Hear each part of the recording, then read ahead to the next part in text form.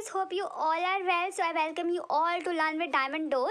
So this is the next part of chapter 10, Business Studies, class 12th.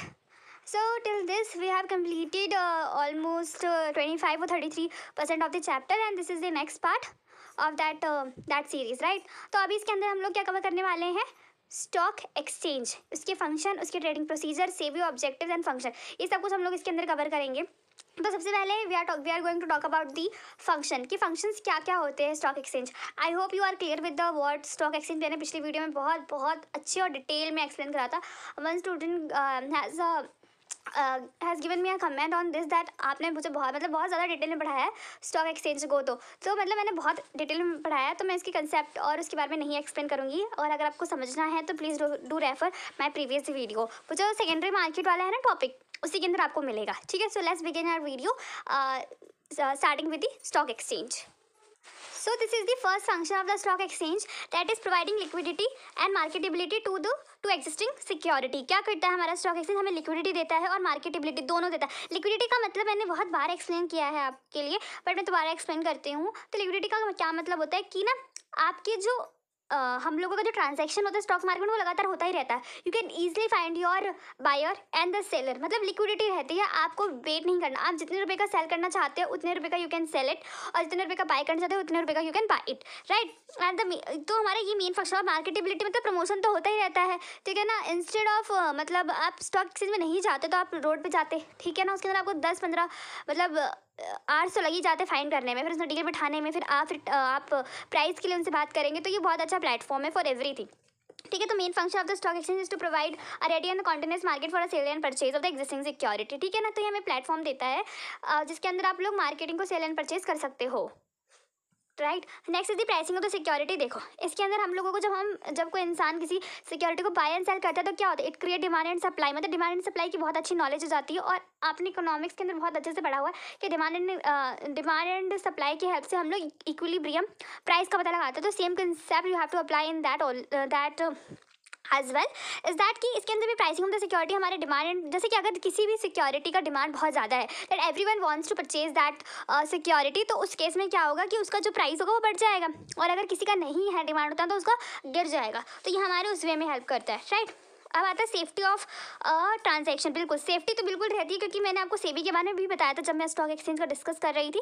Then also I talk about to some extent SEBI as well. तो वो क्या है हमारा, जैसे कि बैंकों के लिए आरबीआई, उसी तरह हमारा सिक्योरिटीज़ के लिए सेबी होता है जो सब रेगुलेशन को देखता है. ठीक है. If any one do anything wrong ना, तो फिर then SEBI will not going to forgive you, right. तो सेबी हमारा रेगुलेटेड बॉडी है. ठीक है ना. इसके ऊपर कुछ गलती होने नहीं देगा.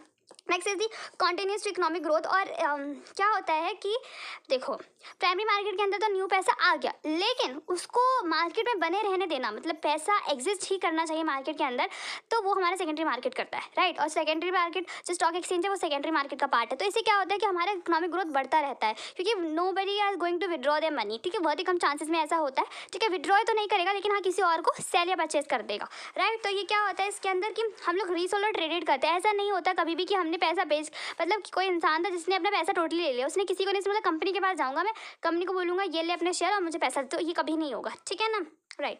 सो है ना. तो आपको यहाँ तक समझ आया. नेक्स्ट हम लोग बात करेंगे. Next is the spreading of the equity cult.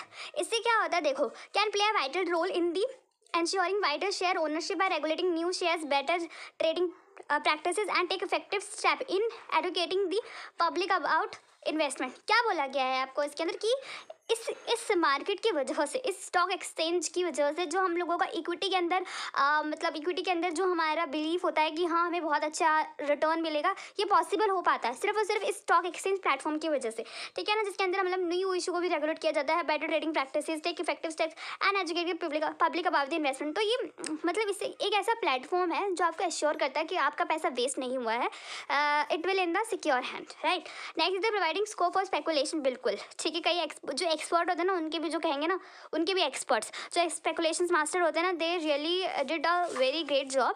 ठीक है. जिसके लिए सेबी हमारी पूरी दिन रात एक करती है कि ऐसा ना हो, right. So sufficient scope with the provision of the law for the speculative activity in a restricted and a controlled manner. A certain degree of the health speculation is necessary. बिल्कुल ज़रूरी भी है. मतलब कुछ डिग्री ऑफ स्पेकुलेशन तो ज़रूरी है, लेकिन मतलब कई बार ज़रूरी नहीं, मतलब कई बार तो हद से बाहर हो जाता है, वो कहते हैं ना मतलब अनलिमिटेड, तो फिर वो प्रॉब्लम क्रिएट कर देता है। फिर वो बायर से सेलर जो डिसिप्लिन और लीगल तरीके से काम कर रहे हो, तो दे फील वेरी इनसिक्योर और they don't trust on that platform, because उन्हें लगता है कि अच्छा अगर मतलब ऐसे भी पैसा कमाया जा सकता है तो why we have to follow और अबाइड द रूल्स, है ना, उसकी क्या ज़रूरत है। तो this all about the function of stock exchange. If you have any doubt in any of the terminology, then do comment below and we'll meet in the next part in which we just learn the trading procedure. ठीक है ना, तो हम trading procedure को सीखेंगे कि क्या होता है।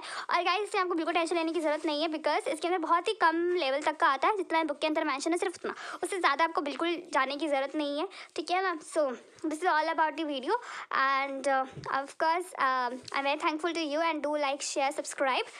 Okay, bye bye, take care, thank you.